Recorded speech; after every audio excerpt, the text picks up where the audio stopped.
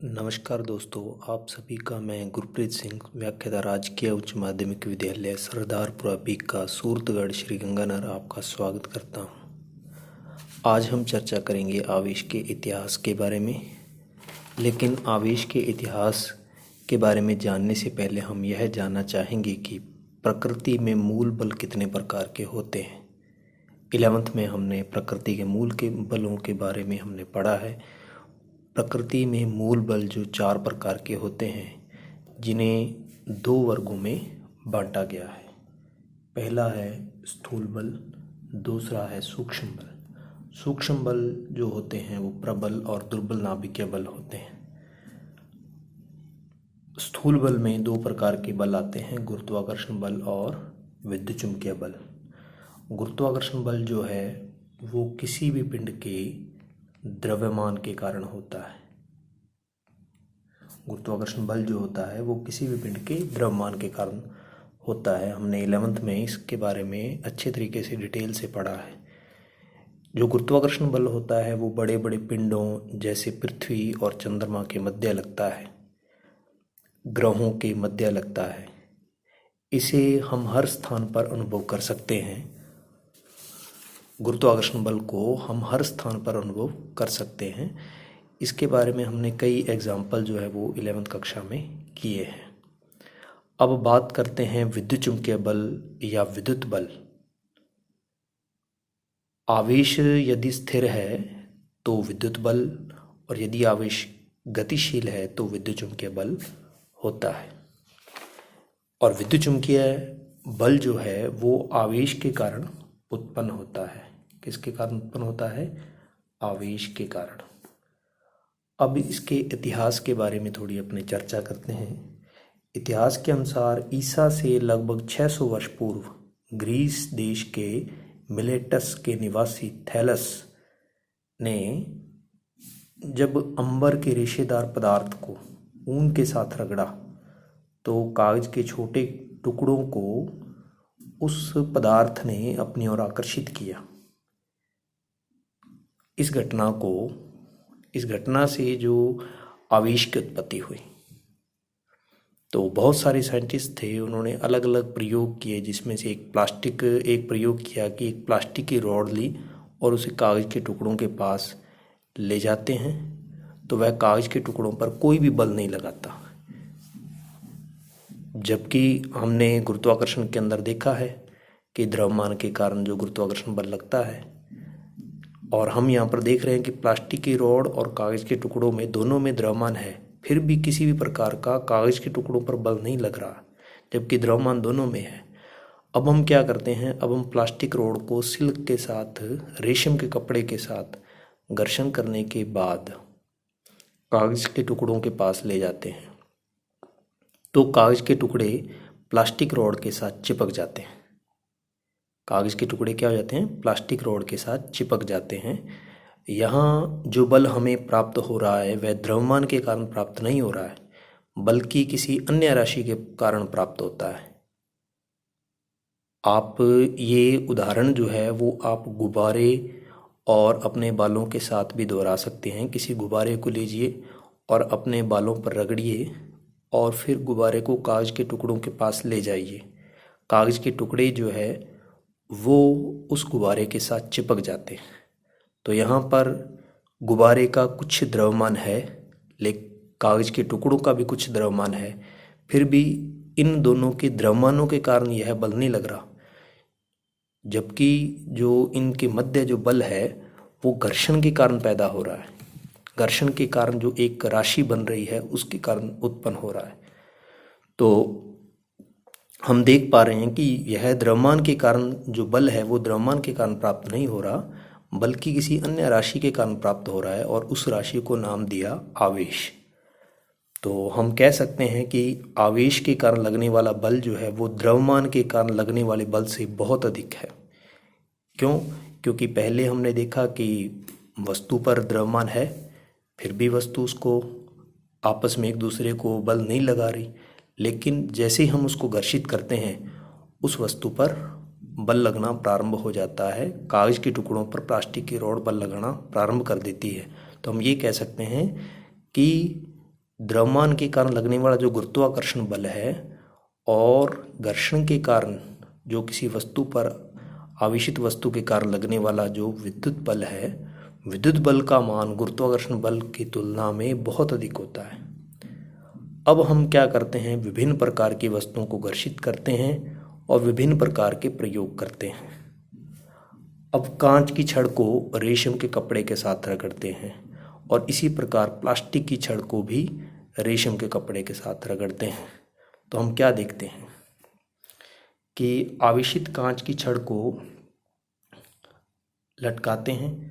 दो आवेशित कांच की छड़ ली और उन दोनों को लटकाया। एक ये आवेशित कांच की छड़ है और एक ये है आवेशित कांच की छड़। इन दोनों को आपस में इन दोनों को अलग अलग लटका दिया। तो हम क्या देखते हैं कि ये दोनों कांच की छड़ जो हैं ये एक दूसरे के विपरीत दिशा में भागती हैं, एक दूसरे को प्रतिकर्षण बल लगाते हैं। तो यहाँ पर हम ये कह सकते हैं कि जो कांच की छड़, इस प्रयोग को हम प्लास्टिक की छड़ द्वारा भी दोहरा सकते हैं कि प्लास्टिक की आवेशित की हुई छड़ को यहाँ पर लटका दिया जाए तो वो भी इसी प्रकार ही व्यवहार को दर्शाएगी। तो ये यहाँ पर हमने एक गुण पढ़ा जिसका नाम है प्रतिकर्षण। इसी प्रकार हम क्या करते हैं, एक कांच की छड़ ली, आवेशित कांच की छड़ है ये, और ये इधर वाली जो है वो आवेशित प्लास्टिक की छड़ है। इन दोनों को अलग अलग लटकाते हैं पास में। तो हम क्या देखते हैं कि ये दोनों छड़ जो है वो एक दूसरे की ओर आती हैं। तो यानी कि इन दोनों छड़ों के बीच में एक गुण पैदा हुआ जिसका नाम क्या है, आकर्षण। तो यहाँ पर दो प्रकार की घटनाएं हो रही हैं, एक तो आकर्षण और एक प्रतिकर्षण। तो इस प्रयोग से हमारे पास ये पता चला कि जो वस्तुएं हैं उनमें दो प्रकार के आवेश उत्पन्न होते हैं। अब इसके बारे में फ्रैंकलिन ने बताया। नाम याद रखना, क्या नाम है, फ्रैंकलिन। फ्रैंकलिन ने आवेश के नाम धन और ऋण रखे। लेकिन धन और ऋण ही क्यों रखे, धन और ऋण ही क्यों, ये तो गणित के दो चिन्ह हैं। या हमारे दिमाग में क्वेश्चन आना चाहिए कि धन और ऋण ही क्यों रखे, ये गणित के दो क्या हैं, चिन्ह हैं। तो फ्रैंकलिन ने इसके बारे में क्या बताया, फ्रैंकलिन ने बताया कि जिस प्रकार गणित में समान धन और समान ऋण का योग करने पर कुल मान शून्य प्राप्त होता है, जैसे -2 और +2 का आप योग कीजिए तो आपको कुल मान 0 प्राप्त होगा।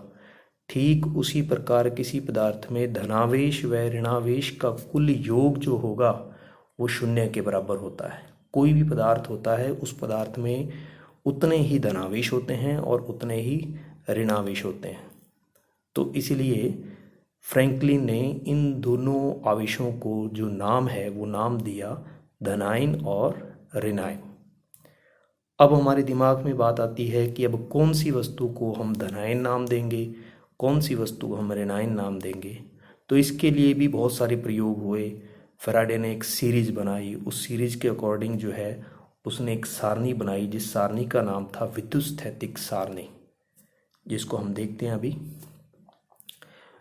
इसमें उसने विद्युतस्थैतिक सारणी के अनुसार विभिन्न प्रकार के प्रयोग किए और एक क्रम बनाया। ऊपर से नीचे की ओर हम क्रम को देख रहे हैं। सबसे पहला कांच है, फिर ऊन है, फिर सिल्क है, फिर धातु, फिर रबर, फिर मोम, फिर प्लास्टिक, फिर गंधक। तो इन सभी में हम क्या देख रहे हैं, इस प्रयोग में जो फैराडे के जो प्रयोग है, फैराडे के प्रयोग के अनुसार उसने क्या देखा कि यदि कांच ऊपर वाले को, फैराडे के प्रयोग में ऊपर वाले को धनावेश माना और नीचे वाले को ऋणावेश माना।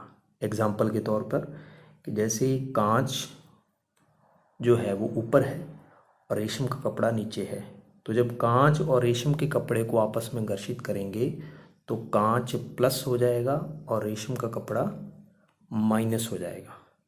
ऐसे ही यदि रेशम के कपड़े और प्लास्टिक को रगड़ें आपस में तो रेशम का कपड़ा जो है वो प्लस हो जाएगा और प्लास्टिक जो है वो माइनस हो जाएगा। तो हम घर्षण विधि में क्या देख रहे हैं, घर्षण विधि में हम ये देख रहे हैं कि आवेश कभी भी अकेला पैदा नहीं होता, यानी कि ऐसे नहीं कि केवल प्लस आवेश ही एक वस्तु पर आएगा, दूसरे वस्तु पर कोई भी आवेश नहीं आएगा, या एक वस्तु पर ऋण आवेश आ जाएगा और दूसरी वस्तु पर कोई भी आवेश नहीं आएगा। आवेश दोनों वस्तुओं पर आएंगे जो आपस में घर्षित हो रहे हैं, और दोनों वस्तुओं पर समान मात्रा में आवेश आएंगे, यानी कि एक पर प्लस आएगा और एक पर माइनस आएगा। तो हम ये कह सकते हैं कि आवेश हमेशा ग्रुप में ही उत्पन्न होते हैं। आवेश हमेशा कैसे उत्पन्न होते हैं, ग्रुप में ही उत्पन्न होते हैं। तो चूंकि हमें यहाँ पर जितने भी हमने एग्जाम्पल लिए हैं उन सभी एग्जाम्पल में हम एक बात नोट कर रहे हैं कि आवेश जो होता है वो पदार्थ पर स्थिर रहता है। आवेश पदार्थ पर आ गया लेकिन वो पदार्थ पर क्या रहता है, स्थिर रहता है। तो इसलिए ऐसी विद्युत्की जो होती है, ऐसी विद्युत्की को हम कहते हैं स्थिर वैद्युत्की। ऐसी विद्युत्की को हम क्या कह रहे हैं, स्थिर वैद्युत्की।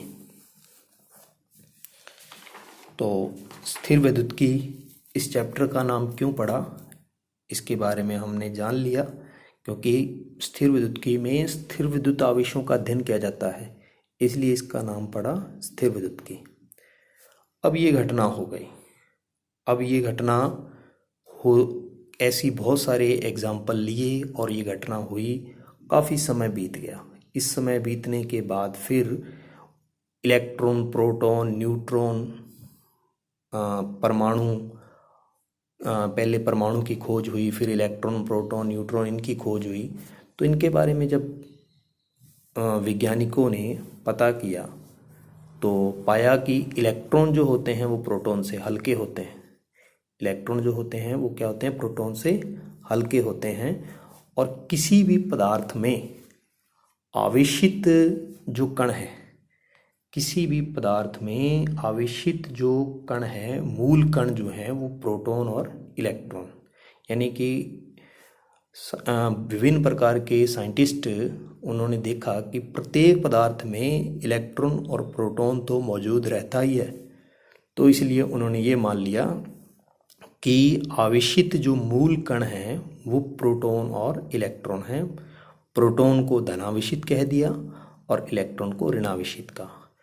तो प्रोटॉन, चूंकि हमारे को पता है कि प्रोटॉन भारी होता है, भारी होने के कारण जो प्रोटॉन है वो अपने स्थान पर नाभिक में स्थिर रहता है, और इलेक्ट्रॉन जो होता है वो एक पदार्थ से दूसरे पदार्थ पर स्थानांतरित होता है। जिस वस्तु पर इलेक्ट्रॉन आता है वह ऋणावेशित हो जाती है, और जिसमें से इलेक्ट्रॉन निकलता है वह धनावेशित हो जाती है। जैसे मान लीजिए एक हमारे पास एक पदार्थ है, इस पदार्थ में एक इलेक्ट्रॉन किसी अन्य पदार्थ से आकर यहाँ पर बैठ गया, तो इसलिए हम इस पदार्थ को हम क्या कहेंगे, ये हो जाएगा ऋणायन और ये हो जाएगा धनायन। यानी कि जिसमें से इलेक्ट्रॉन आया है वो धनायन हुआ, और जिस पर इलेक्ट्रॉन आया है वो क्या हुआ, ऋणायन हुआ। तो इसलिए हम ये कह सकते हैं कि आवेश जो होते हैं वो हमेशा जोड़ी में ही पैदा होते हैं।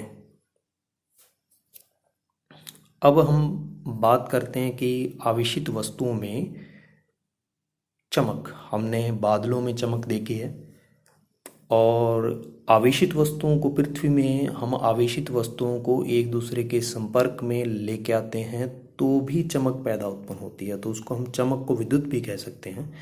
तो अब हम बात करते हैं आवेशित वस्तुओं में उत्पन्न चमक के बारे में। तो इस चमक के कारण ही जो आवेश है उस आवेश का नाम जो है वो विद्युत आवेश रखा गया है। तो जब धनावेशित और ऋणावेशित वस्तुओं को पास में लाते हैं तो उनके बीच चमक या स्पार्क उत्पन्न होता है। यानी कि आप एक कांच की छड़ और एक प्लास्टिक की छड़ को, एक कांच की छड़ है प्लस वाली और एक प्लास्टिक की छड़ है माइनस वाली, इन दोनों को यदि पास में लेके आएंगे तो एक चमक, स्पार्क उत्पन्न होगा। ये स्पार्क जो है वो ऊर्जा का रूप है। ये स्पार्क उत्पन्न हो रही है यहाँ पर, स्पार्क जो है वो ऊर्जा का रूप है। अब इसके बाद जब दोनों वस्तुओं को कागज के टुकड़ों के पास ले जाते हैं, मान लीजिए हमने क्या किया, सबसे पहले हमने एक कांच की छड़ ली जो आवेशित है, और ऐसे ही प्लास्टिक की, ये कांच की छड़ है और ये प्लास्टिक की है, ये दोनों ऐसी छड़ हैं जो कि आवेशित हैं पहले से। इन दोनों को जब पास में लेके आए तो उस स्थिति में क्या हुआ, स्पार्किंग हुई, यानी कि चमक उत्पन्न हुई, विद्युत बनी। तो अब इसके बाद क्या करते हैं, अब इसके बाद जब दोनों वस्तुओं को कागज के टुकड़ों, दोनों वस्तुएं कौन सी, कांच की छड़ और प्लास्टिक, दोनों वस्तुओं को कागज के टुकड़ों के पास ले जाते हैं तो वह कागज के टुकड़ों को आकर्षित नहीं करते। इससे पहले हमने देखा कि कांच की छड़ भी कागज के टुकड़ों को आकर्षित कर रही थी और प्लास्टिक की छड़ भी कागज के टुकड़ों को आकर्षित कर रही थी, लेकिन जैसे ही हम इन दोनों को पास में लेके आए, स्पार्किंग की घटना हुई और फिर इसके बाद कागज के टुकड़ों के पास लेके जाते हैं तो ये कागज के टुकड़ों को आकर्षित नहीं करते। अब इसका क्या कारण है, इसका कारण है दोनों जो छड़ है वो निरावेशित हो गई, दोनों छड़ क्या हो गई, निरावेशित हो गई। और हमने यहाँ पर देखा कि आवेश के जाने में जो कार्य हुआ वह किस में बदल गया, चमक में बदल गया, यानी कि आवेशित वस्तुओं के पास में ऊर्जा होती है। एग्जाम्पल तौर हम बहुत सारे ले सकते हैं, जैसे मोबाइल की बैटरी है, मोबाइल की बैटरी को जब आप चार्ज करते हैं तो उसमें ऊर्जा होती है, और मोबाइल की बैटरी जब डिस्चार्ज हो जाती है तो उसकी ऊर्जा खत्म हो जाती है। तो यहाँ पर दो पॉइंट हमारे पास आए, आवेशित और निरावेशित। आवेशित का मतलब होता है आवेश का आना और निरावेशित का मतलब होता है आवेश का जाना। और आवेशित वस्तु में जो होती है वो सदैव क्या होती है, ऊर्जा होती है। आवेशित वस्तु में क्या होती है, ऊर्जा होती है। अब यहाँ पर एक शब्द आया है जिसका नाम है स्पार्क और चमक। स्पार्क और चमक के बारे में, ये जो घटना है ये हमने घटना पृथ्वी में देखी है, पृथ्वी पर देखी है, पृथ्वी पर हमने एक्सपेरिमेंट किया और इस घटना को देखा, स्पार्किंग को। ऐसे ही हम घटना बादलों में देखते हैं कि बादल जब आपस में घर्षित करते हैं तो चमक, जिसको हमने साधारण भाषा में नाम दिया हुआ है बिजली, गिरती है। तो फ्रैंकलिन ने क्या किया, फ्रैंकलिन ने ये देखा कि जो बादलों में जो चमक है और जो पृथ्वी पर जो पैदा होने वाली चमक है, जो पृथ्वी में हम जो एग्जाम्पल ले रहे हैं उसके द्वारा जो उत्पन्न चमक है, क्या वो एक ही है या अलग अलग है। इसके लिए उसने क्या किया, एक एग्जाम्पल प्रयोग किया। तो फ्रैंकलिन के द्वारा बादलों में विद्युत और पृथ्वी पर विद्युत का बताया उसने कि ये दोनों विद्युत एक ही है, ये अलग अलग नहीं है। तो इसके लिए उन्होंने क्या किया, प्रयोग है, बहुत ही इंटरेस्टिंग प्रयोग है कि उसने एक पतंग ली और पतंग को डोरी के साथ बांध दिया और उसको उड़ाया। तो पतंग जो है जैसी बादलों में पहुंची तो बादलों के साथ घर्षित हुई और उसने डोरी को हाथ लगा कर देखा तो कोई भी स्पार्किंग उन्हें महसूस नहीं हुई। इससे पहले जब पृथ्वी पर प्रयोग किया तो फ्रैंकलिन इसके बारे में जान चुका था कि विद्युत झटका क्या है, तो वो यही घटना जो है वो इसमें देखना चाह रहा था इस प्रयोग के माध्यम से। फिर उन्होंने क्या किया, डोरी में लोहे की छोटी चाबी डालकर बादलों तक पहुंचाई। फिर उसने देखा, फिर डोरी को स्पर्श किया तो उसने देखा कि इसमें कुछ भी अनुभव नहीं हो रहा। वो थोड़ा सा मायूस हुआ। फिर कुछ समय बाद क्या हुआ, एक ऐसा दिन आया जब बारिश हुई। वापस फिर उसने इसी प्रयोग को वापस दोहराया। जब बारिश का मौसम हुआ, बारिश होने लगी, तो इसी प्रयोग को उसने वापस दोहराया। तो उसने क्या देखा कि जैसे ही उसने डोरी को हाथ लगाया तो डोरी को हाथ लगाने पर उसे झटका प्राप्त हुआ। तो ये पहला व्यक्ति था जो कि झटके से खुश हुआ। तो इससे ये सिद्ध होता है, फ्रैंकलिन ने इस बात को सिद्ध कर दिया कि जो पृथ्वी में उत्पन्न चमक है और बादलों में उत्पन्न चमक जो है वो एक ही है। पृथ्वी पर उत्पन्न चमक जो और बादलों में उत्पन्न चमक जो है वो क्या है, एक ही है। तो इस चमक या बिजली या विद्युत के कारण ही जो हमने आवेश की घटना पढ़ी है उसका नाम हमने क्या रख दिया, विद्युत आवेश। तो ये आज की जो वीडियो है, ये वीडियो विद्युत आवेश के इतिहास से संबंधित थी। इससे पहले जो है विद्युत आवेश से संबंधित कुछ वीडियो बनाई हुई है। आशा करता हूँ आपको मेरे द्वारा दी गई जानकारी अच्छी लगी होगी। तो मिलते हैं नेक्स्ट वीडियो में, अगली वीडियो में।